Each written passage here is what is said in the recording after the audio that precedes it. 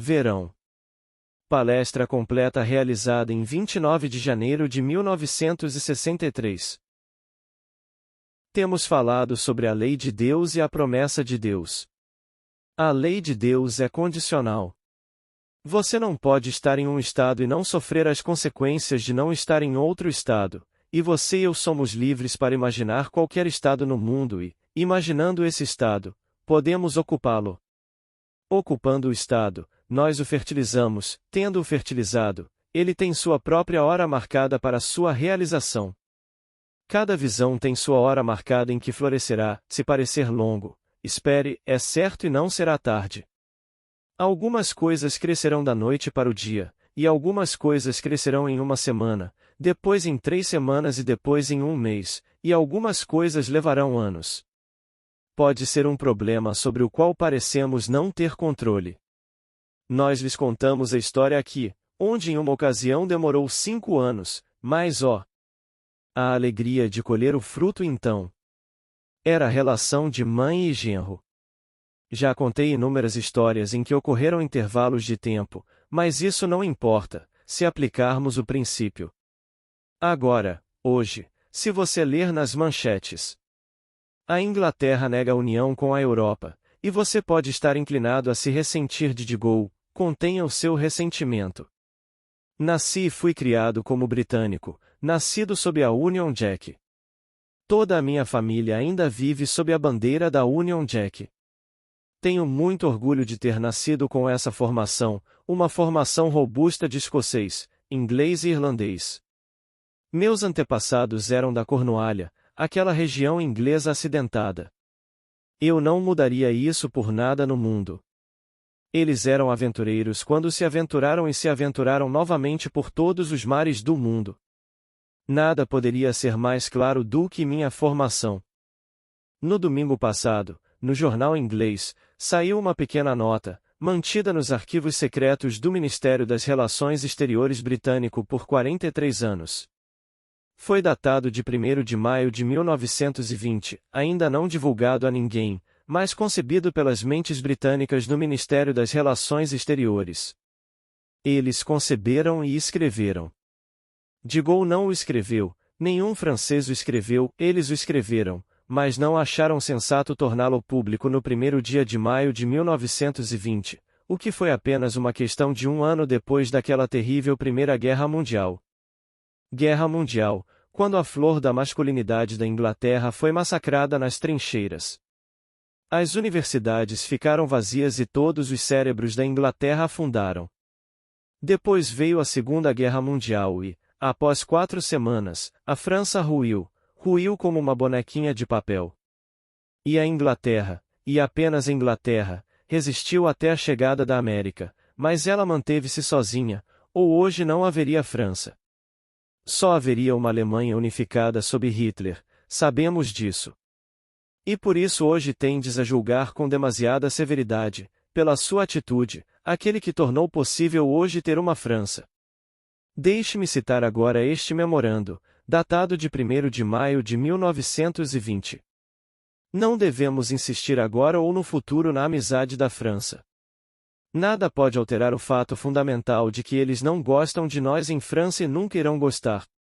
Estou a citar com precisão que nunca irão gostar, excepto pelas vantagens do povo francês, pois podem extraí-las dos ingleses. Agora, um francês não escreveu isso. Os ingleses escreveram isso do Foreign Office, que é como o nosso Departamento de Estado, pois são eles que determinam a política externa. Isso foi considerado um julgamento dos cérebros da Inglaterra de 1920, e levou 43 anos para acontecer. Então, tendo lido isso na imprensa inglesa impressa no domingo passado, e citado novamente aqui no jornal matinal de segunda-feira, só posso louvar ao Senhor Deus por ele ser completamente impessoal. Não importa se ele é inglês, francês, americano ou russo, é apenas lei. Se é nisso que acreditam, é isso que estão colhendo, e a lei da colheita é idêntica. Eles acreditaram e verificaram-no nos arquivos secretos do Ministério dos Negócios Estrangeiros, e então, 43 anos mais tarde, surgiu a oposição, quando se pensaria, a julgar pelos níveis humanos, que qualquer coisa neste mundo que a França tivesse feito, seria acolher de braços abertos a Inglaterra, que tornou possível que ainda hoje exista uma França. Mas a Inglaterra plantou a semente, plantou-a com firmeza, e ela foi regada ao longo dos anos.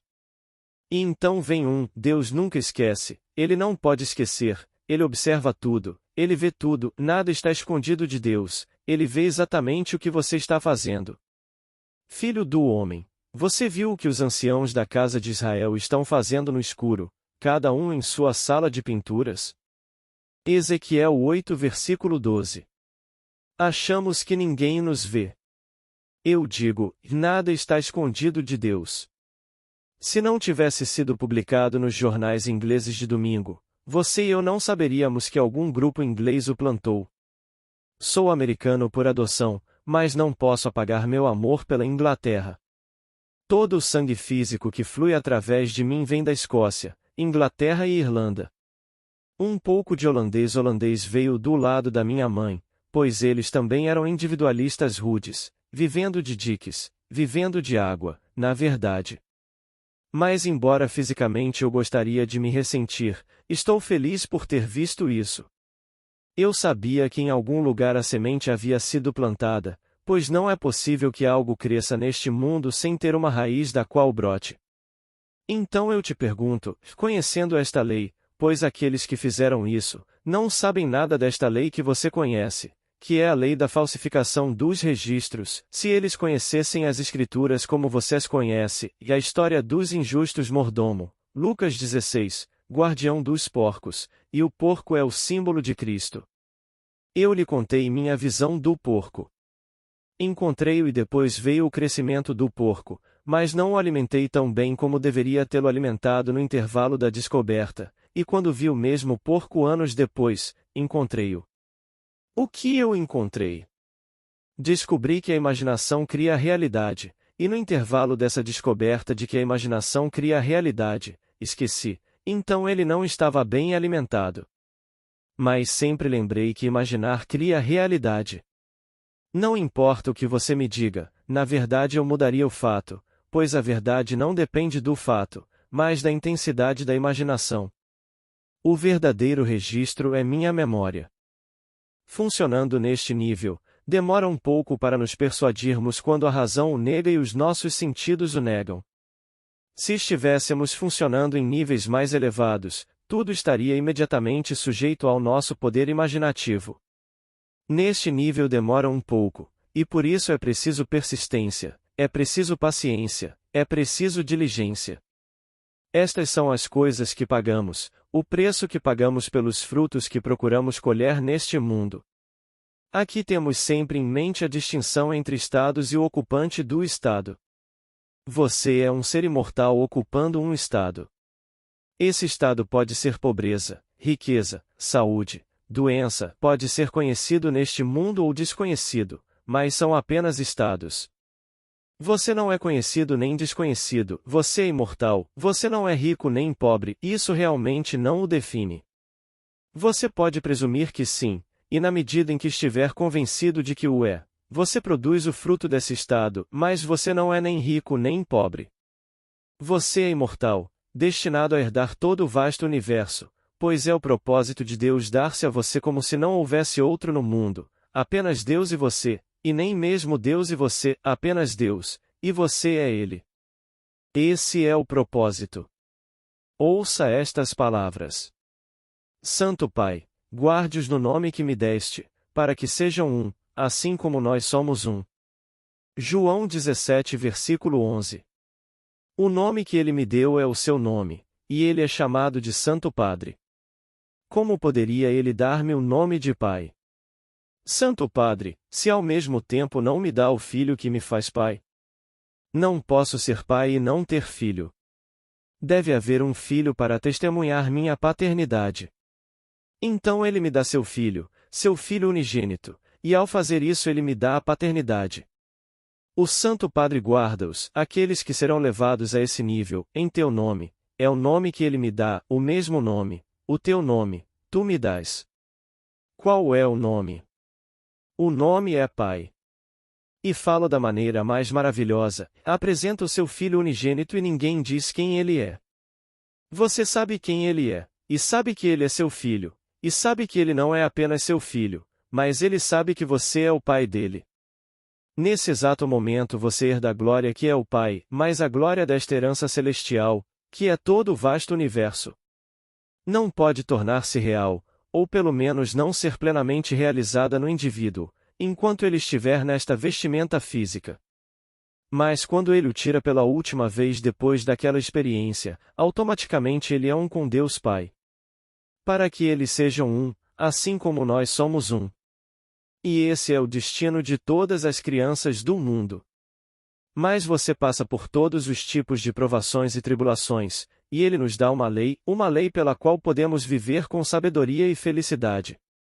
Como nos é dito: bem-aventurado o homem que se deleita na lei do Senhor, porque em tudo o que faz prosperará.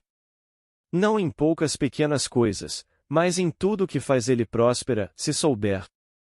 Se você estivesse naquele gabinete há 43 anos, quando esta decisão foi apresentada, datilografada e arquivada, se você soubesse o que sabe hoje e se sentasse lá, diria aos cavalheiros: eu sei, senhores, estes são os fatos baseados na razão.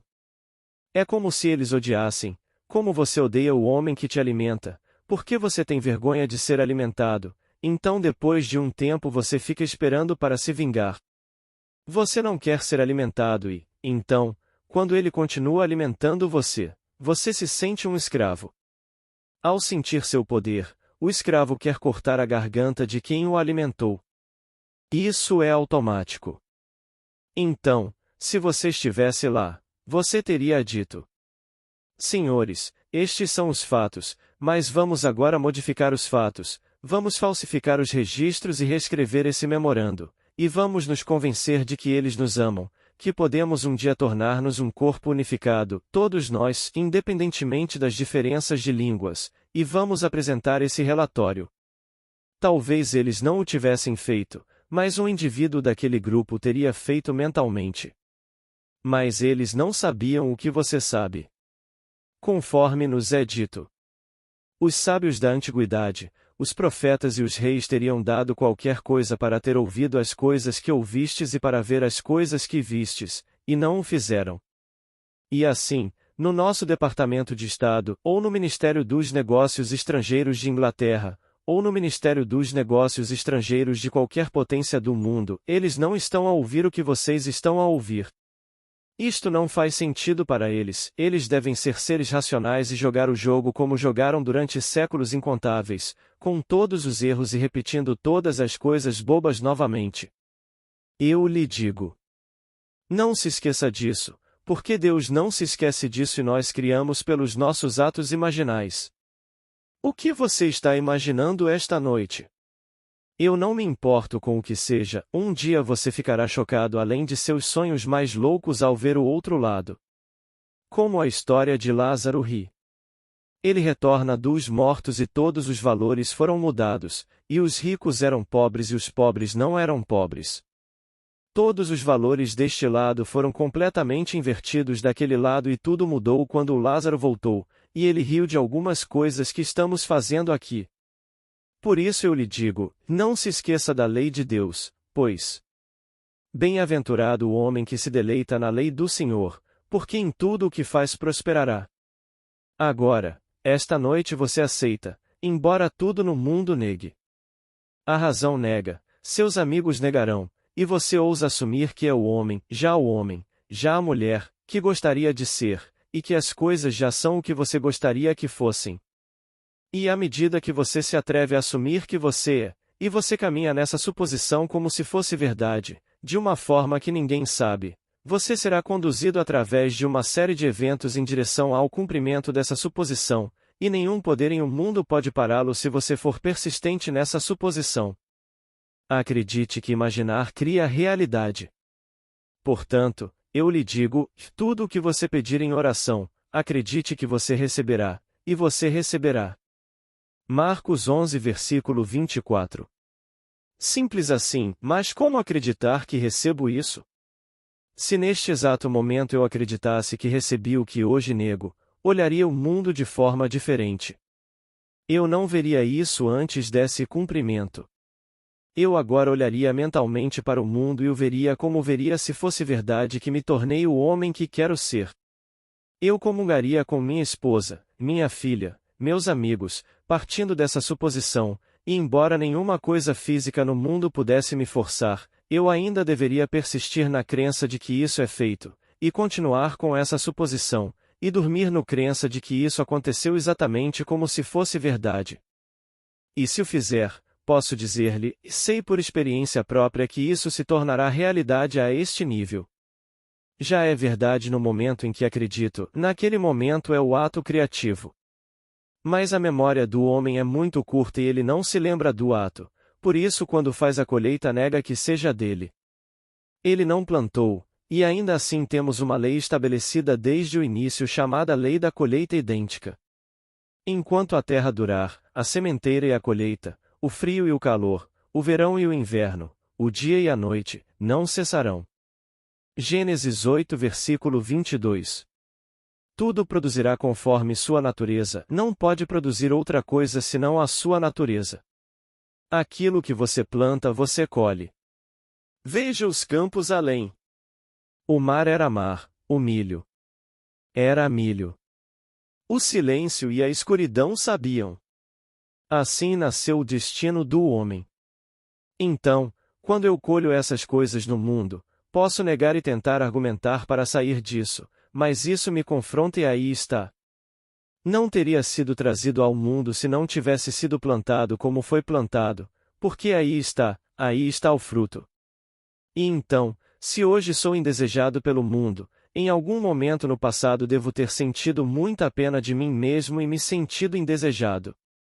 Sinto que eles deveriam realmente me querer, porque fui muito gentil com eles no passado. Depois de toda a minha gentileza, é isso que eles fazem. Então sinto uma reação, depois me sinto indesejado. É isso que as nações fazem, os indivíduos fazem, as famílias fazem, não faça isso. Faça a lei de Deus. A lei de Deus não faz acepção de pessoas. Ele não se importa se você é americano, russo, chinês ou africano. Ele fez tudo e está imerso em tudo e a mesma lei opera em tudo. Somos todos um e eventualmente todos acordaremos, e nosso nome será um e nosso nome será Pai, Santo Padre, olhando para nosso próprio Filho amado, e seu nome é Davi, o Filho unigênito e lá ele é e você é o Pai dele. E se eu sou o Pai dele e você é o Pai dele, então somos um. Se todo o vasto mundo se tornar o Pai do Filho unigênito, então seremos um, embora sejamos individualizados. Posso lhe dizer a partir de minhas próprias visões, e você não tem a menor noção do que está reservado para você, a beleza, a alegria que é sua. Você não é isso. Se você quiser algum conforto ou alguma visão superficial, leia os capítulos 1 e 8 de Ezequiel. Você tem um vislumbre do que está reservado para você, pois o que é dito ali implica que é Deus, o único Deus, é você. E apesar de toda a identidade de sua pessoa, seu rosto será glorificado além de seus sonhos mais loucos. Seremos glorificados, nada ficará impermanente. Eu te reconhecerei e você me reconhecerá.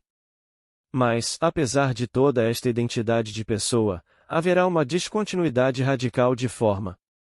A visão de Ezequiel teve um vislumbre disso. Conforme ele descreve. Então olhei, e eis uma forma que tinha a aparência de um homem, abaixo do que parecia ser seus lombos havia fogo. Ezequiel 8 versículo 2. Eu já vi isso, é um fogo, uma gloriosa luz ardente, líquida e dourada.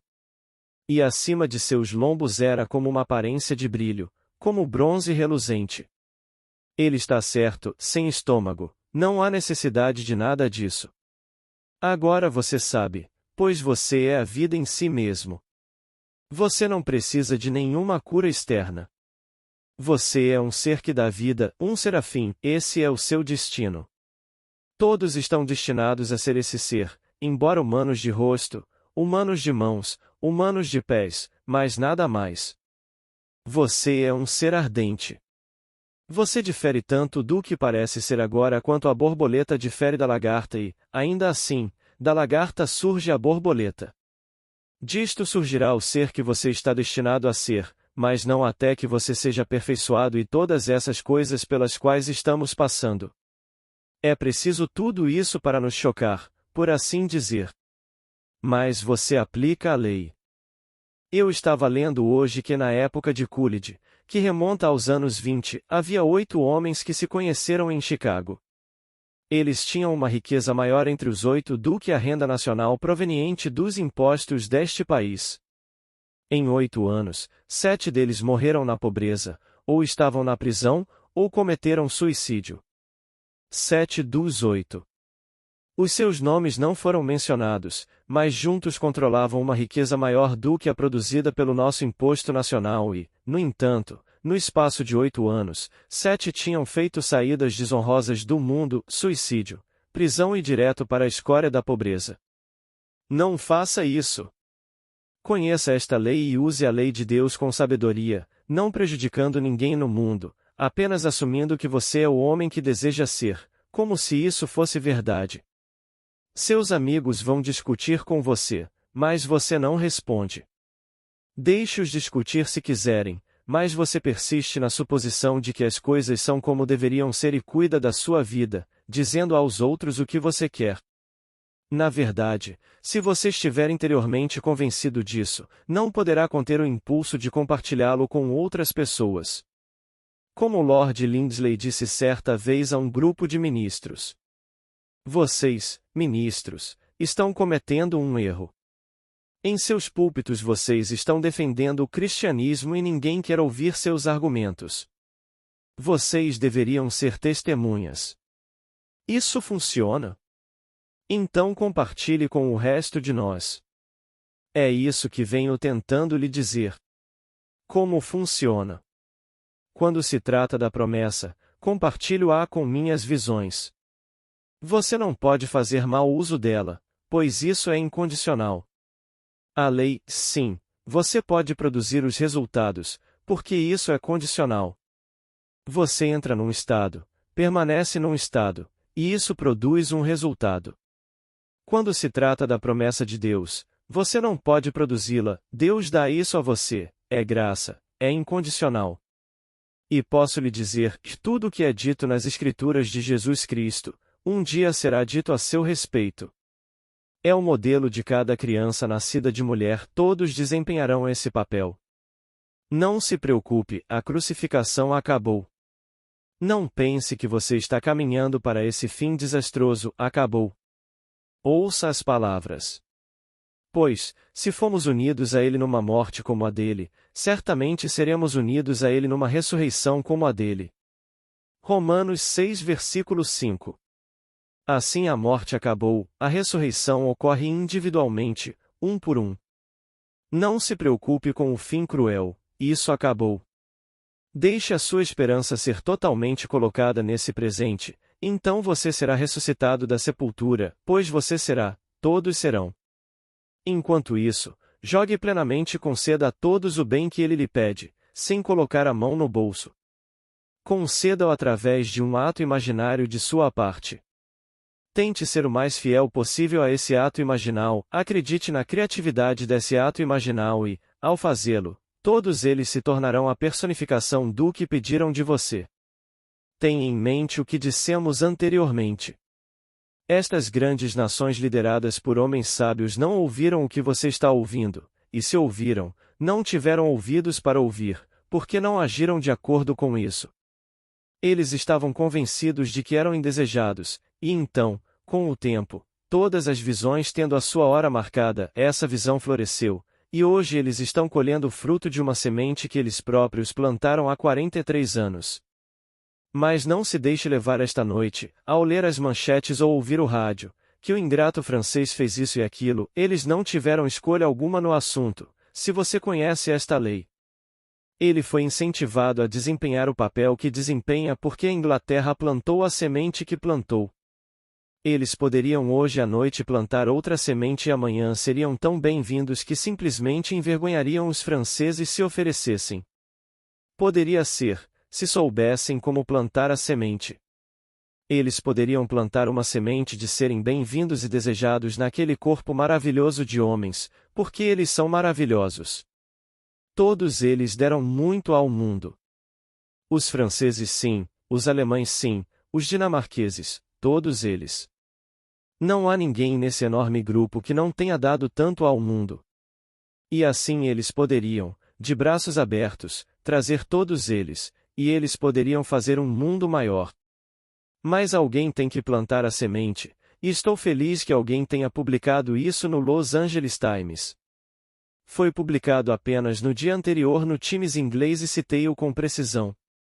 Não só disse que isto não iria mudar, era fundamental, um fato fundamental que eles eram indesejados, indesejáveis, mas que sempre o seriam. Esse é um conceito estúpido. Não há nada sempre. A única coisa que é eterna e sempre é que você receberá o presente de Deus, que é Ele mesmo. Fora disso não há nada fatalista no mundo de Deus. A única coisa fatalista nos é dada tão claramente no livro de Romanos 8 versículo 29, 30. Quando Ele nos chama um por um. Porque aqueles que Ele de antemão conheceu, Ele também predestinou para serem conformes à imagem de seu Filho, para que ele seja o primogênito entre muitos irmãos. E aos que predestinou também chamou, e aos que chamou também justificou, e aqueles a quem justificou, também glorificou.